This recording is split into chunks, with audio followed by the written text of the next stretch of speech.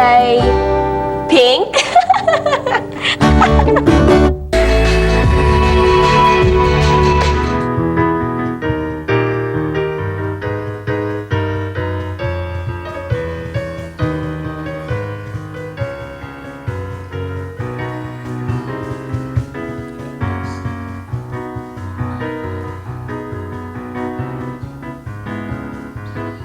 Purihin natin ang Diyos na buhay ngayon at magpakailanman.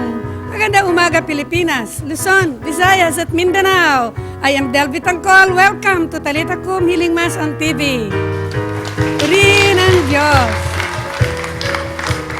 Today, May 26, is the Solemnity of the Most Holy Trinity. Joining us is the Marian Marriage Encounter Community. Our celebrant is Reverend Father Larry Faraon. Let's join the Marian Marriage Encounter Community Choir. Let's all rise now. Come to His presence with thanksgiving in the heart and give Him praise, and give Him praise. Come to His presence with thanksgiving in the heart, your voices raise, your voices raise.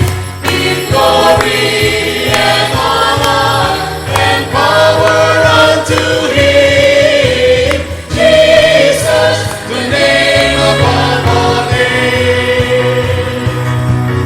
Give glory to His presence with thanksgiving in your heart and give Him praise, and give Him praise. Come to His presence with thanksgiving in your heart, your voices raise, your voices raise. Give glory and honor and power unto Him, Jesus, the name above all names. Give glory and honor and power unto Him, Jesus, the name above all names. Jesus. Palakpakan natin ang Panginoon, brothers and sisters. In the name of the Father, and of the Son, and of the Holy Spirit. Amen. The Lord be with you. And with your spirit. Pakibati naman ang katabi, and the Lord be with you, please. Lord is with you, Father. Good morning po. Today, as we celebrate the solemnity of the Holy Trinity, Father, Son, and Holy Spirit, we come together as a Christian community acknowledging our sinfulness, our weaknesses, and the way we offended God's majesty, the majesty of the Holy Trinity. In a few moments of silence, let us ask the Lord to grant us forgiveness and receive His mercy and pardon. I confess to Almighty God and to you, my brothers and sisters, that I have greatly sinned in my thoughts and in my words, in what I have done, in what what I failed to do. And I through my ask Blessed fault. Mary, ever were Virgin, my most grievous fault. Therefore, I ask the Blessed Mary, ever Virgin, all the angels All the and angels and saints, saints, and you, my brothers and sisters, to pray with me to the Lord our God. may Almighty God have mercy on us, forgive us our sins, and bring us to everlasting life.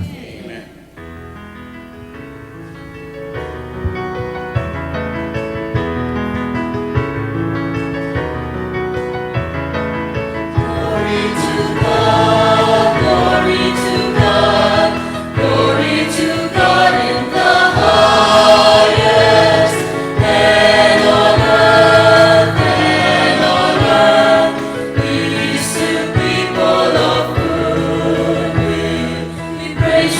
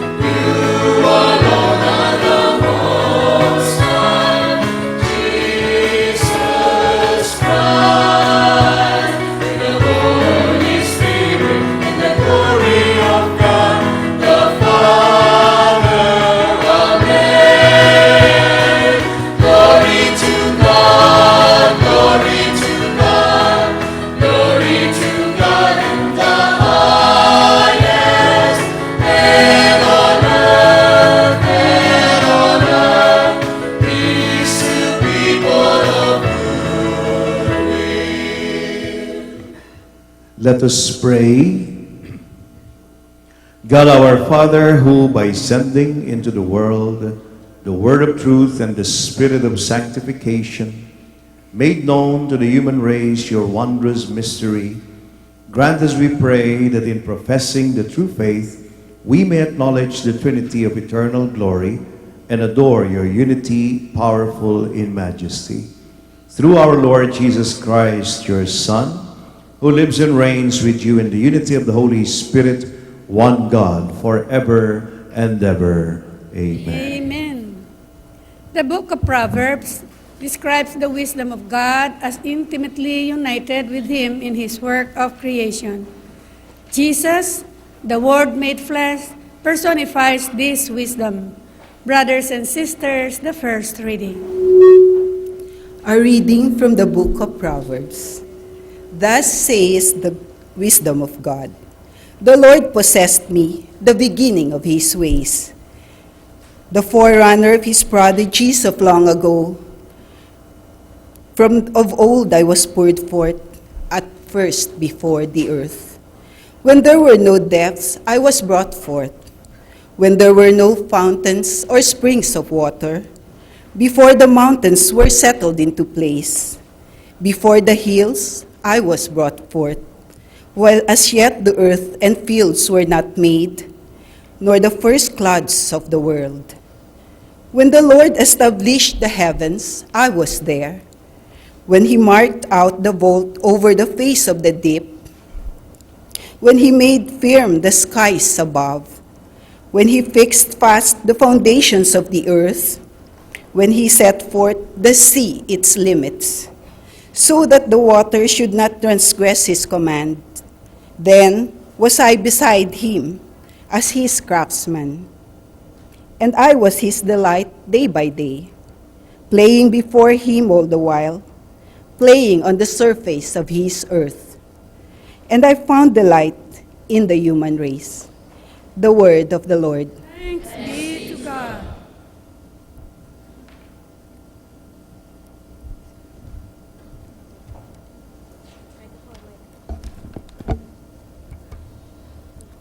Responsorial Psalm. O Lord our God, how wonderful your name in all the earth. O Lord our God, how wonderful your name in all the earth. When I behold your heavens, the work of your fingers, the moon and the stars which you set in place, what is man that you should be mindful of him, or the son of man that you should care of him? O Lord our God, how wonderful your name in all the earth.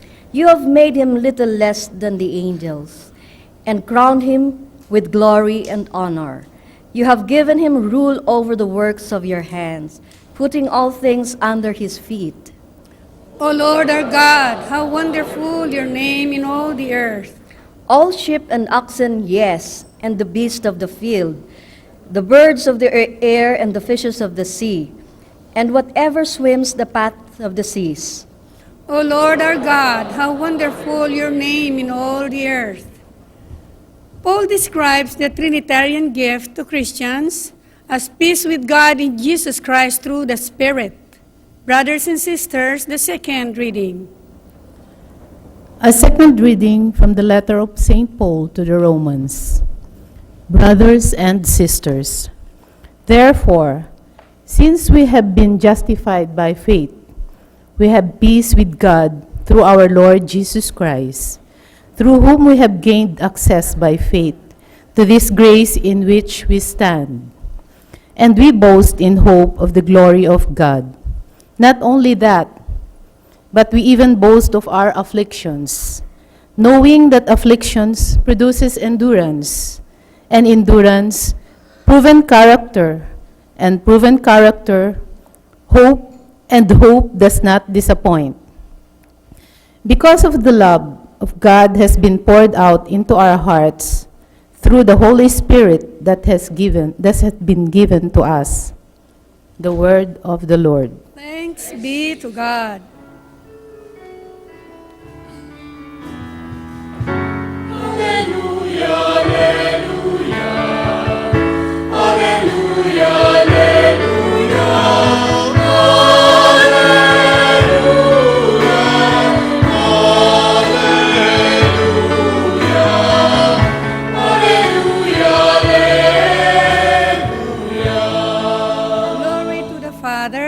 the Son, and the Holy Spirit, to God who is, who was, and who is to come.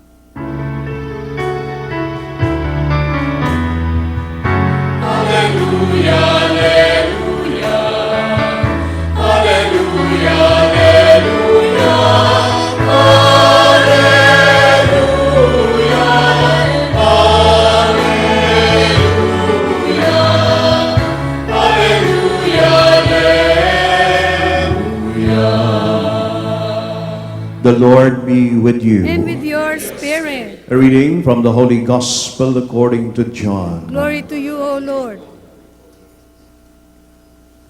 Jesus said to his disciples, I have much more to tell you, but you cannot bear it now.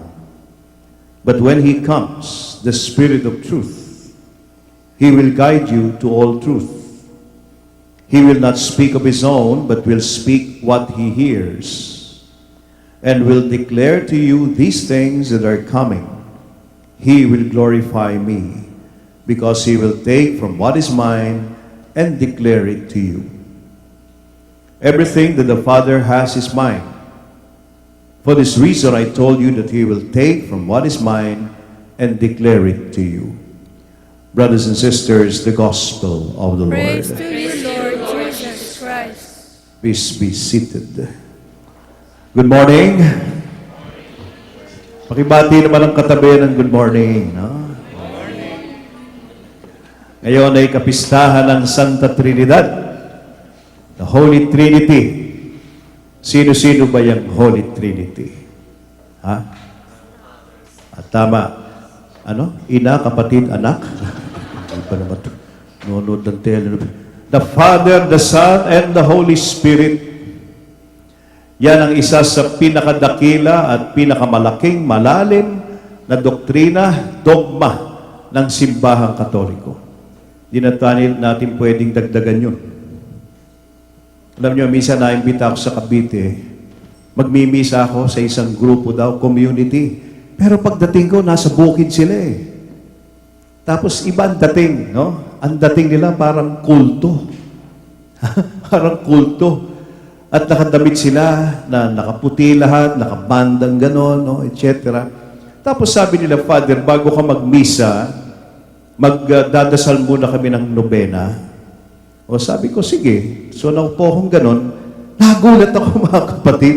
Sabi nila, sa ngalan ng Ama, ng Ina, ng Anak at Espiritu Santo. May ina. Sabi ko, hindi na Trinity ito. Pornity. No, ha? Dahil apat na eh. Ama, Ina, Anak, Espiritu Santo. Tinawag yung katabi ko. Sabi ko, bakit ganyan? Eh kasi ho, para sa amin, si Maria na ina ay Diyos.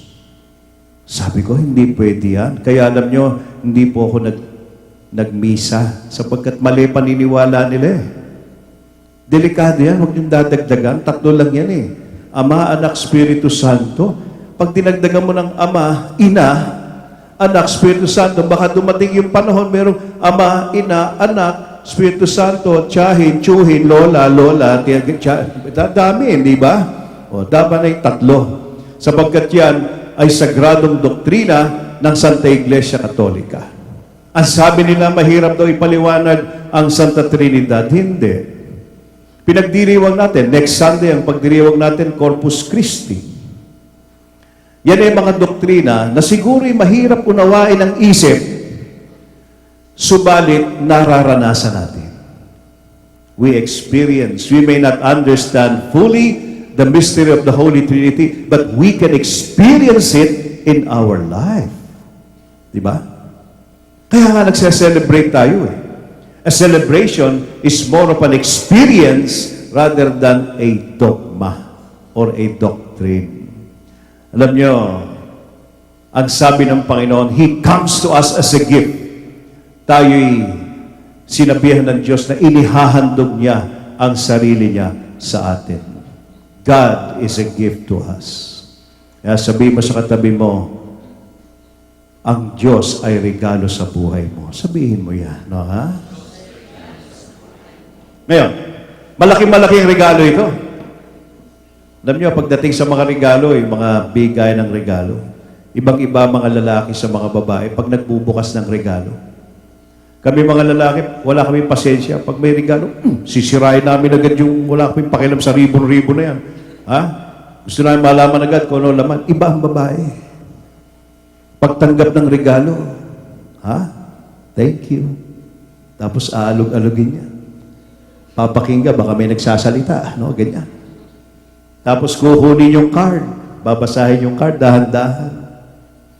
Ha? 5 beses babasahin yung card. Wala man nakasulat, kundi happy birthday. No, ha? O, tapos itatago yung ganyan. Yun namang ribbon, dahan-dahan yung ribbon. Di ba? At yung ribbon, isesave yun, bibiluting ganyan, tatago yun. Hindi tatapon yun, baka nga naman balang araw magamit, pangbigti sa biyanan. No, ha? Ganyan, so lalagay dyan. No, ha? At pagkatapos, dahan-dahan tatanggalin yung wrapper. Di sisirain yan, ha? Dahan-dahan. Tapos bibilutin na naman yan, titiklop, ilalagay sa isang tabi. Ganyan naman ko babae pag nagbubukas ng regalo, di ba? O, tapos tatanggalin na yung scotch tape ng kahon. Minsan nabubuisit ako pag may nagre-regalo sa akin. Tulad ni Sister Sally, pag nagregalo sa akin, isang damo ka ng scotch tape, parang ayaw ibigay no ha? Di isa-isang tatanggalin ng scotch tape. Hindi na bubuksan agad yan. Sisilipin yan. Pipinahan pa. Di ba? Kaya sabi ko sa inyo, ibang klase magbukas ng regalo ang babae. But that is the way to appreciate the gift, di ba? Hindi yung dali-dali titingnan mo. Dahan-dahan. God is a gift to us. At ang Diyos, pinabayaan niyang i-reveal ang sarili niya, pinabayaan niyang buksan natin ang regalong ito, dahan-dahan. Unti-unti, hindi biglaan. Hindi pinamanas ng Diyos ang sarili niya, I am God, the Father, Son, Holy Spirit. Kagad-kagad, no. It took thousands of years for Christianity to discover that there are 3 persons in one God. Ang ginawa ng Diyos, una niyang dinibilang sarili niya bilang isang ama. Father. Malaking bagay ito, big deal ito. Sabagat alam niyo nung araw, ang Diyos, ang tingin ng tao sa Diyos. Andun. Mahirap abutin. Unreachable. Untouchable. Ganon. You cannot reach God. Malayo siya. Pero hindi. Ang Diyos ay hindi malayo. Ang Diyos nasa puso ng bawat isa. Amen. Nasa heart ninyo. God is in your heart. Kaya sabihin mo sa katabi mo ngayon, please be careful with your heart. No, ha? Siyempre, nasa puso di ba? Oh. Now, ito sinasabi natin mga kapatid, no? Na ang Diyos nung araw, thinking nila, Master, ganyan, Yahweh, El Shaddai, nandun sa taas. Nung sinabi ni Lord, pag nanalangin kayo, tawagin niyo ang Diyos bilang Ama. So, first, God revealed Himself as the first person of the Holy Trinity as a Father. Kung nireveal niya ang sarili niya bilang manager, ako ay manager, ano kayo? Di empleyado. Di maganda.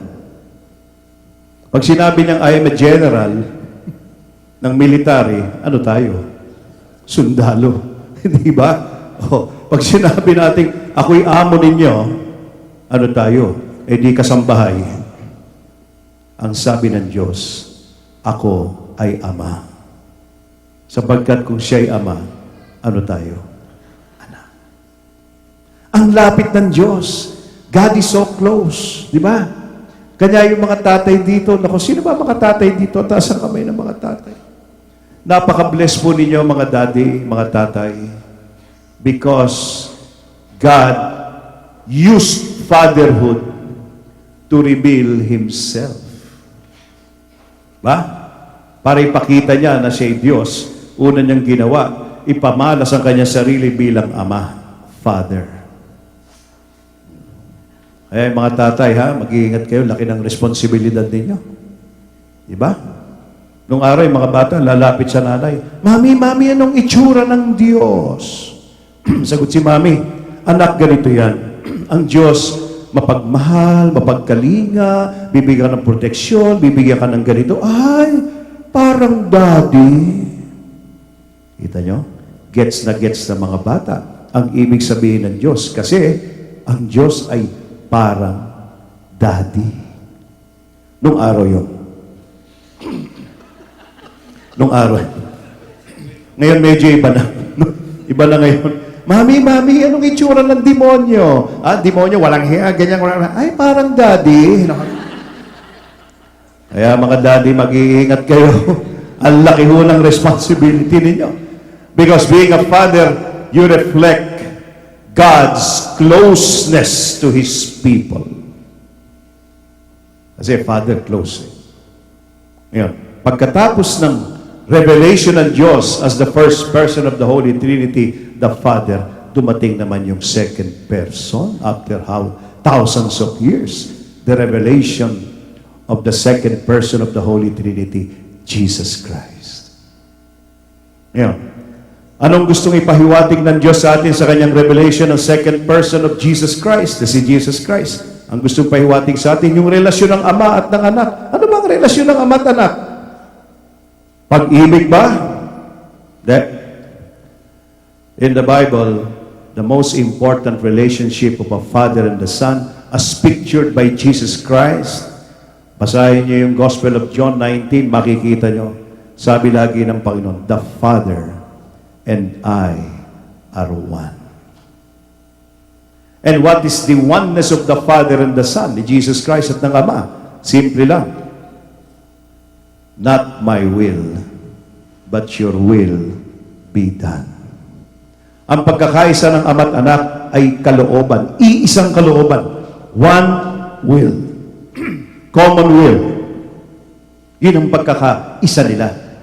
Sa madaling salita, brothers and sisters, ang relasyon ng Ama at Anak ay isang salita.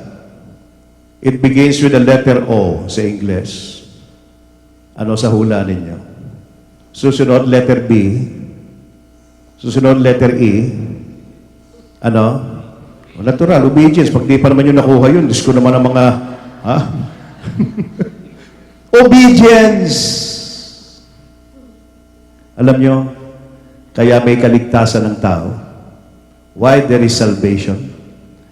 Because there was a son who was obedient to his father. The reason why Jesus Christ suffered and died on the cross is not so much for us, but because He obeyed His Father. Ba? Kaya yung obedience, napaka-importante niya, mga kapatid. Kaya pakisabi lang sa katabi mo, huwag kang matigas ang ulo. Sabi mo sa katabi mo, no, ha? Kaya tayo pumapalpak no? Ang Pilipinas could have been a great country kung ang mga Pilipino ay masunurin. Ang Pilipino, pasaway at titigas ang ulo, bawal umihi, doon umiihi. Bawal tumawid, tatanggal yung signboard, tatawid. Ang tigas ng ulo. Sa ulitin ko, the reason why we have salvation is because there is a son who obeyed the Father until death. Sabi ng book of Galatians, He was obedient until death. Obedience. Yun ang gustong ipahayag ng Diyos sa atin. I am the Father, the first person of the Trinity. I offer you salvation. And the only salvation you will have is to obey me. Sundin ninyo ko. At ipinamala siya ng second person of the Holy Trinity, si Jesus Christ, sumunod sa akin, namatay sa krus. Obedience. Kaya kita nyo, sabi ng ating Panginoon sa Kristo, I give glory to the Father. What do you mean? He is giving glory to the Father. Sapagkat alam nyo, pagka masunuri ng anak, sino nahahangaan? Sino hinahangaan? Sino pinupuri? Di ba magulang? Lahat dito anak. Sino dito hindi anak? Hindi lahat dito magulang. Tama? May mga matatandang dalaga rito na kinalimutan ng panahon. No, ha? Hindi lahat dito biyanan. Hindi lahat dito lolo, lola. Hindi lahat dito ay mag-asawa. Pero lahat dito, anak. Sino hindi anak dito? Kung hindi ka anak, tiyana ka siguro, no? Lahat tayo anak. At sasabihin ko sa inyo, mga minamahal na magulang, ang kaligayahan ng magulang, oy mga anak, ang kaligayahan ng magulang, hindi pera, hindi regalo, isang masunurin na anak. Yan ang kaligayahan ng magulang. Diyan sila hinahangaan. Kami ho, 5 magkakapatid. 5 lalaki, 1 babae.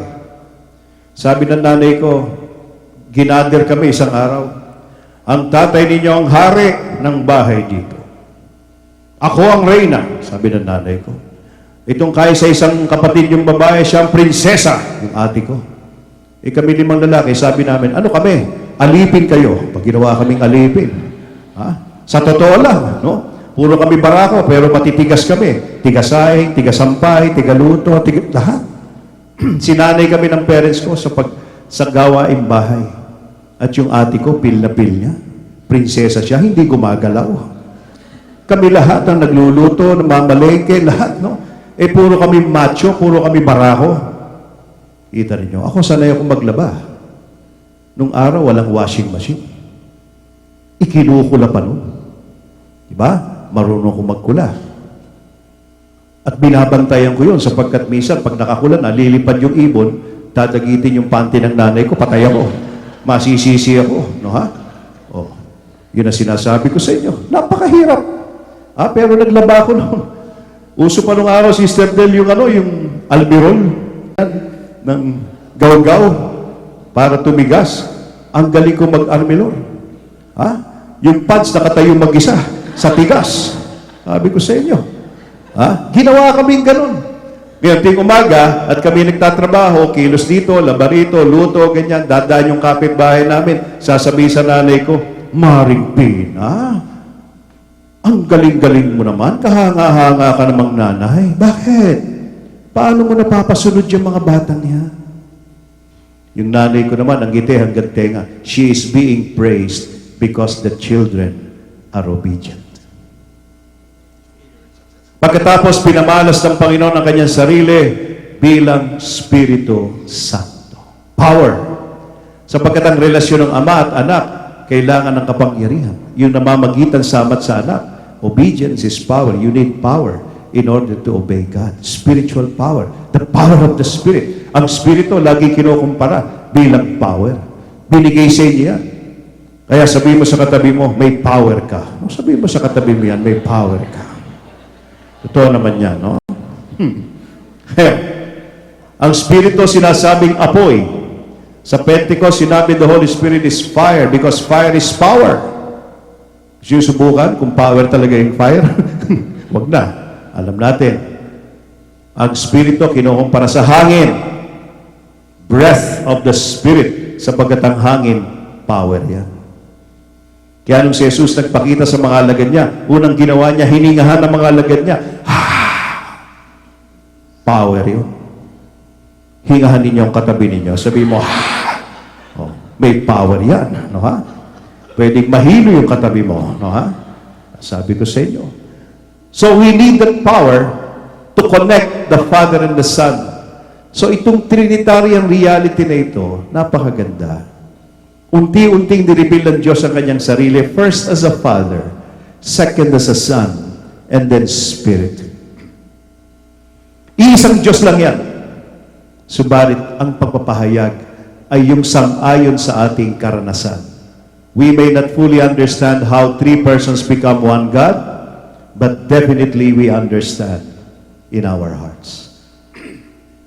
Sapagkat karanasan natin, na isa sa buhay natin, kanya every time na kayo magsasign of the cross, in the name of the Father, Son, the Holy Spirit, you have so much power in you. Kaya laging madalas tayo dapat na sign of the cross. Kita mo sa misa, ilang beses tayo nagsasign of the cross because that is power. Imagine, you have the Father, the Son, and the Holy Spirit. One God in 3 divine persons. Purihin natin ang Panginoon, brothers and sisters.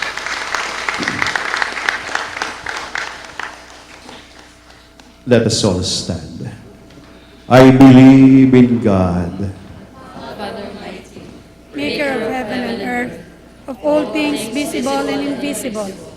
I believe in one Lord Jesus Christ, the only begotten Son of God, born of the Father, before all ages. God from God, light from light, true God from true God, begotten, not made, consubstantial with the Father. Through him all things were made. For us men and our salvation, he came down from heaven, and by the Holy Spirit was incarnate of the Virgin Mary, and became man. For our sake he was crucified under Pontius Pilate. He suffered death and was buried, and rose again on the third day in accordance with the Scriptures. He ascended into heaven, and seated at the right hand of the Father. He will come again in glory to judge the living and the dead, and his kingdom will have no end. I believe in the Holy Spirit, the Lord and giver of life, who proceeds from the Father and the Son, who with the Father and the Son is adored and glorified, who has spoken through the prophets. I believe in one holy, Catholic, and Apostolic Church. I confess one baptism for the forgiveness of sins, and I look forward to the resurrection of the dead and the life of the world to come. Amen. The Father, to the Holy Spirit, has given life to the humanity of Christ, his Son, and has made him a source of life for us. Let us raise our petitions to the triune God as we pray. Lord, hear our prayer. Lord, hear our prayer. Heavenly Father, send your Spirit to the Church that he may help us in frailty and provide us with gifts that will make us pleasing to you. We pray. Lord, hear our prayer. Christ Jesus, send the Holy Spirit, the Paraclete, to religious and political leaders, that they may be filled with strength and wisdom to govern your people well. We pray. Lord, hear our prayer. Lord Jesus, help the wayward, the sick, the lonely, and those who suffer in any way. We pray. Lord, hear our prayer. Divine Spirit, break the walls of division among us, so that one day all believers in Christ may sit together at the table of Eucharist. We pray. Lord, hear our prayer. Father of all living, bring the dead to share in your glory, the glory too of your Son and the Holy Spirit. We pray. Lord, hear our prayer. We pray for texters and those who are following us on Facebook and Twitter.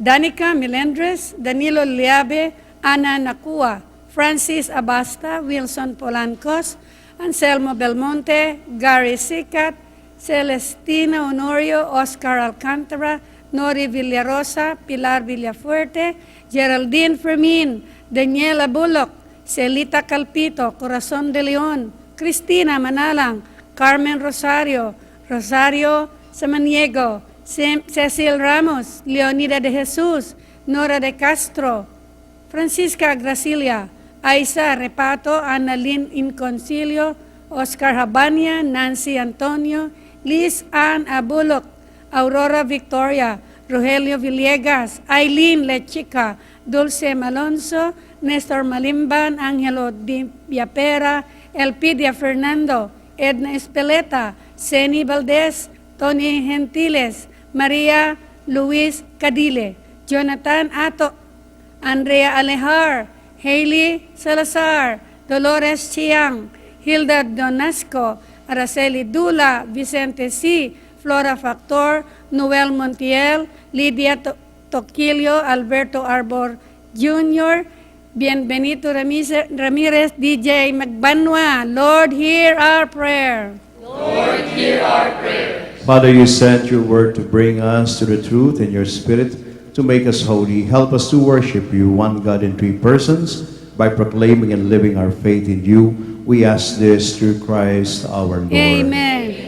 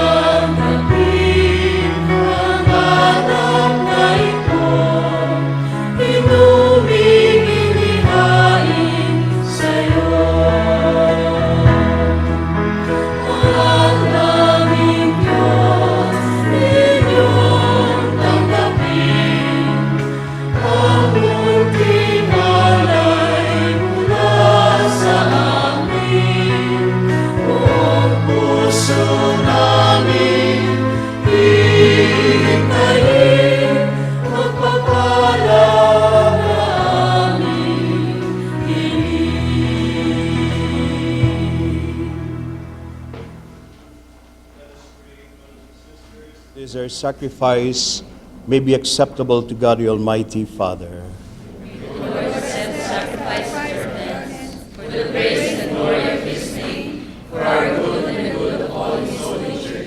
Sanctify by the invocation of your name, we pray, O Lord, O God, this oblation of our service, and by it make of us an eternal offering to you through Christ our Lord. Amen. The Lord be with you.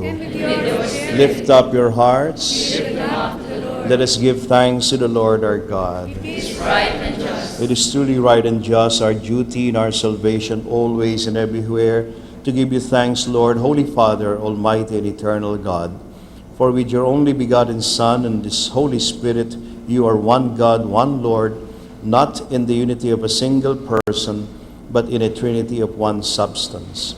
For what you have revealed to us of your glory, we believe equally of your Son and of the Holy Spirit, so that in the confessing of the true and eternal Godhead, you might be adored in what is proper to each person, their unity in substance and their equality in majesty.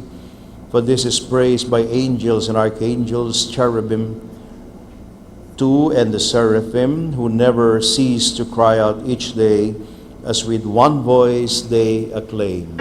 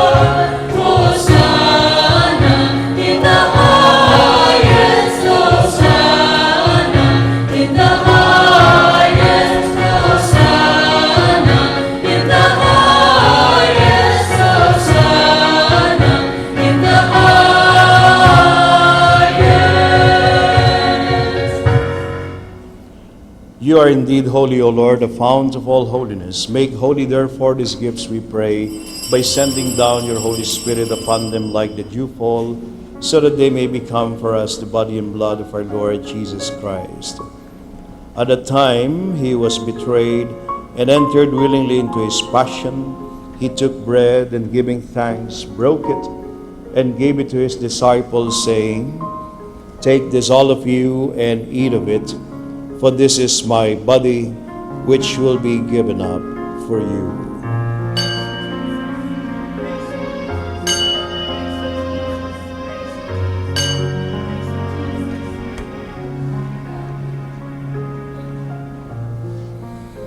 In a similar way, when supper was ended, he took the chalice, and once more giving thanks, he gave it to his disciples, saying, "Take this, all of you, and drink from it, for this is the chalice of my blood, the blood of the new and eternal covenant, which will be poured out for you and for many for the forgiveness of sins.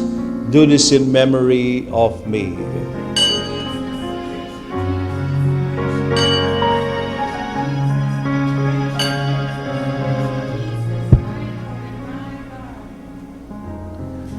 The mystery of faith. We proclaim your death, O Lord, and profess your resurrection until you come again. Therefore, as we celebrate a memorial of his death and resurrection, we offer you, Lord, the bread of life and the chalice of salvation, giving thanks that you have held us worthy to be in your presence and minister to you. Humbly we pray that, partaking of the body and blood of Christ, we may be gathered into one by the Holy Spirit.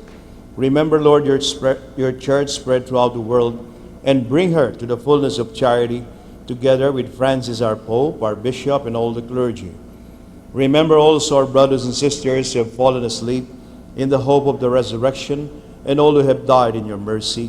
Welcome them into the light of your face.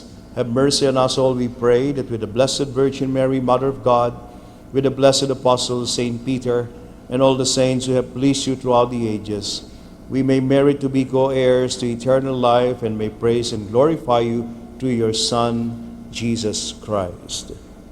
Through him, and with him, and in him, O God, Almighty Father, in the unity of the Holy Spirit, all glory and honor is yours forever and ever.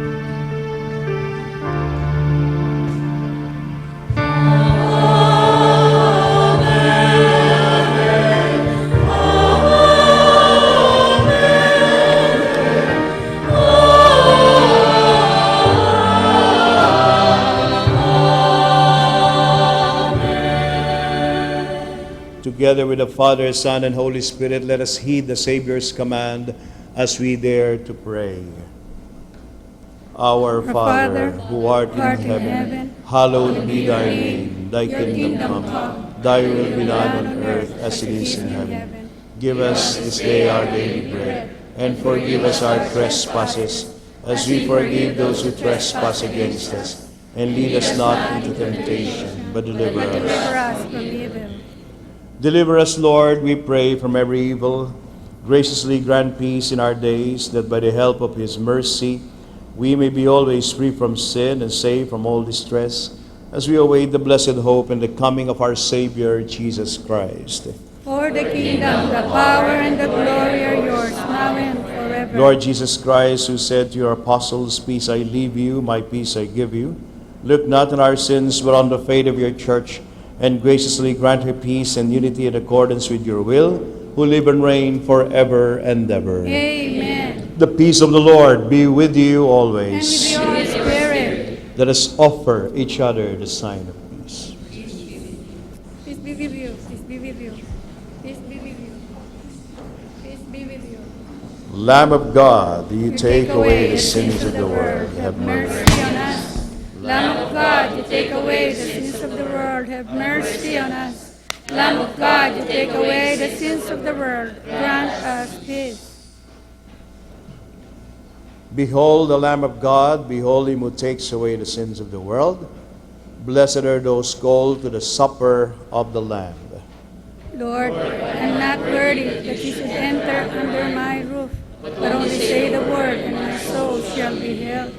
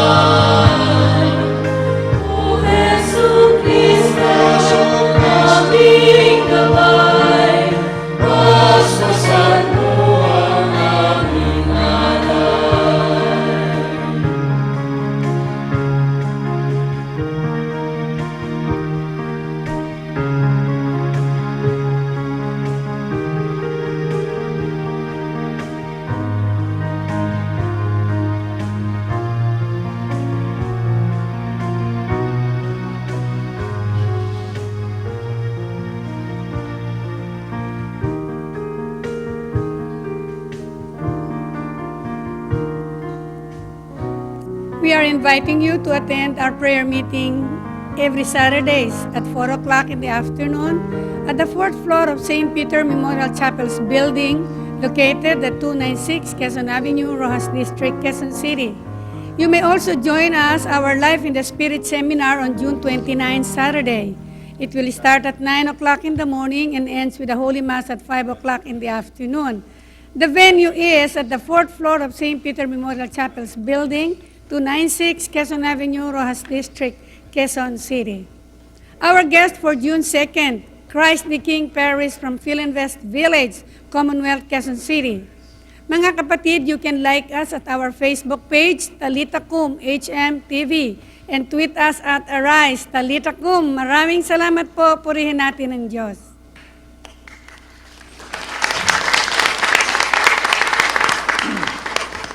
Let us pray. May receiving this sacrament, O Lord our God, bring us health of body and soul, as we confess your eternal Holy Trinity and undivided unity through Christ our Lord. Amen. Bow your heads now and pray to the Holy Spirit. The Father is the provider, the giver, the protector of our lives. So through the Holy Father, God the Father, we pray, dear Lord, that you will heal our brothers and sisters of their fears and doubts about their material situations. Lord, we pray for the healing of their financial sicknesses, of their financial hurts, of their worldly affairs. Lord, we pray that you would sustain them in their economic life, because you are a Father, you are a provider. Lord, heal our brothers and sisters who are here through the power of Jesus Christ, your Son, so that there will be hope in their hearts. Amen. Sapagkat ang dinala ni Jesus, ang pangalawang persona ng Santa Trinidad, ay ang pag-asa na maligtas, maging malaya sa lahat ng uri ng karamdaman. Like what Jesus Christ did when He was in this world, He healed the sick. He healed a lot of people. And His message was always healing and liberation from sicknesses and evil. Lord, we pray that you will also send the third person of the Holy Trinity, Lord God. the Holy Spirit, so that they will be empowered, so that they would no longer be pestered by the evil one, so that they will be delivered from all sicknesses and all weaknesses, so that they will have power to resist the devil, so they will have the power in their bodies to resist all sicknesses.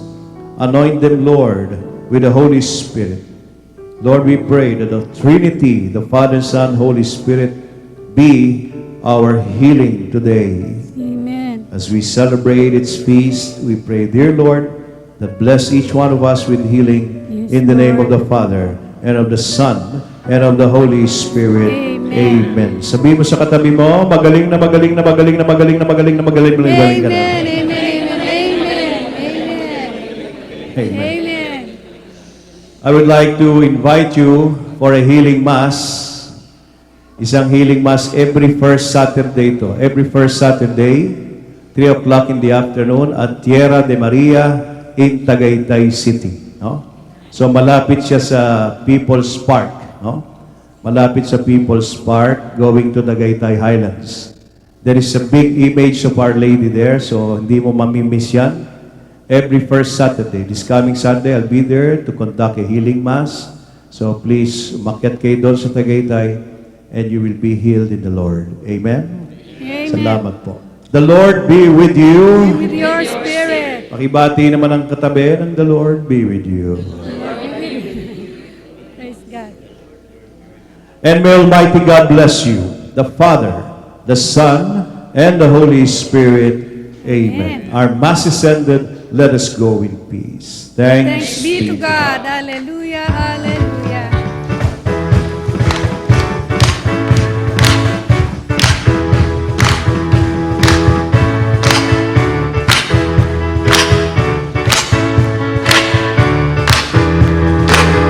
Sing up, the Lord is near, building a temple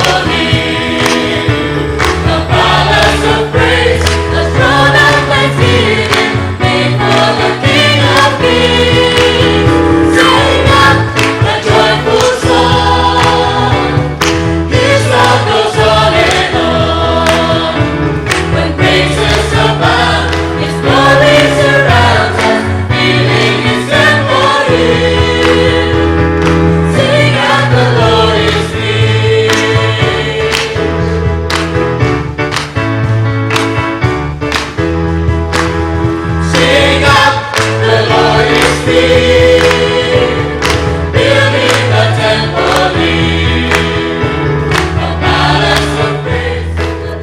We would like to thank firstly our Mass celebrant, Reverend Father Larry Paraon, OP, our guest, the Marian Marriage Encounter Community, headed by Brother June and Sister Lodi Birtudazo, and our choir, the Marian Marriage Encounter Community, with the musical director, Adriel Bersola. We would like to thank the PTB4 technical crew, the HMPB production staff, the officers of St. Peter Group of Companies, Dr. Mildred Bitangcol, Mr. Ernie Santiago, Mr. York Bitangcol, and all the elders of the St. Peter community. Mga kapatid, alalahanin natin kung gaano ang pagmamahal ng Diyos na hindi nakakalimot at hindi tayo pinababayaan. Mabait ang Diyos, mahal tayo ng Diyos, unahin natin lagi ang Diyos. Ako, si Del Bitangcol, nag-iiwan sa inyo ng palaging paalala at pagpapasalamat sa Panginoon. Magandang umaga po sa ating lahat. Praise the throne of thanksgiving before the King of Kings.